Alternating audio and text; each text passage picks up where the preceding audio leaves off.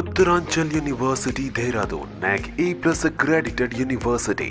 నమస్తే, welcome to Suman TV.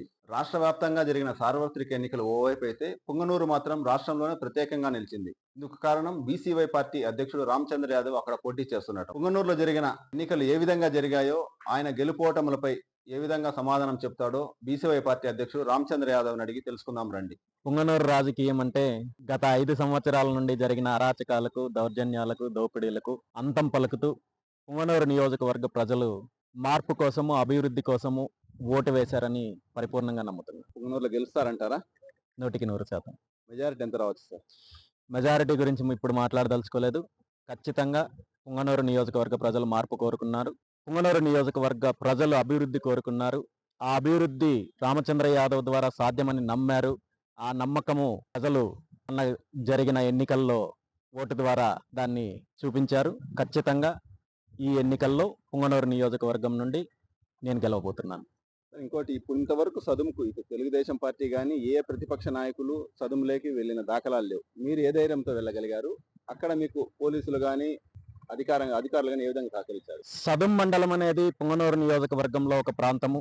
Sadum మండలంలో ఎంతోమంది పాడి రైతులు ఉన్నారు, మామిడి రైతులు ఉన్నారు. అదేవిధంగా సదుం మండలంలో కొన్ని అరాచక శక్తులు అక్కడ ఏ విధంగా రైతులను ఇబ్బంది పెడుతున్నారో, పాడి రైతులను దోపిడీ చేస్తున్నారో జిల్లాలో అందరికీ తెలుసు. ముఖ్యంగా నియోజకవర్గ ప్రజలందరికంటే కూడా సదుం మండల ప్రజలు మార్పు కోరుకుంటున్నారు. ఆ మార్పు కోసమే నన్ను నియోజకవర్గ ప్రజలతో పాటు సదుం మండల ప్రజలు ఆశీర్వదిస్తున్నందుకు, ఆదరిస్తున్నందుకు తట్టుకోలేకే ఆ రోజు జరిగిన దాడి కార్యక్రమం కావచ్చు, మా వాహనాల మీద జరిగిన దాడి కావచ్చు, హత్యా ప్రయత్నం కావచ్చు, ఇవన్నీ జరిగాయి. వాటన్నింటికీ కూడా ప్రజలు ఎన్నికల్లో బుద్ధి చెప్పారు. ఈ అరాచకాలకు ఖచ్చితంగా అంతం పలికారనే నమ్ముతున్నాను. మీరు చదువుకు వెళ్తే మీరు ప్రచారం చేసుకుంటే మీపైనే 307, మీ అనుచరుల పైన మీపైన 307 కేసు కట్టారు కదా. పోలీసులు దాడిలో గాయపడింది మీరు, కానీ మీపైనే 307 కట్టడం పైన మీరేమంటారు? ఇది రాష్ట్రం అంతా చూశారు.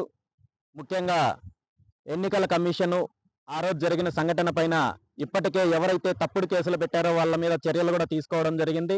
ఖచ్చితంగా రాబోయే రోజుల్లో న్యాయ పోరాటం చేస్తాము. ఎవరైతే తప్పు చేశారో, ఎవరైతే ఆ దాడిలో పాల్గొన్నారో వాళ్ళందరికీ కూడా శిక్ష పడేంత వరకు కూడా పోరాటం చేస్తాం.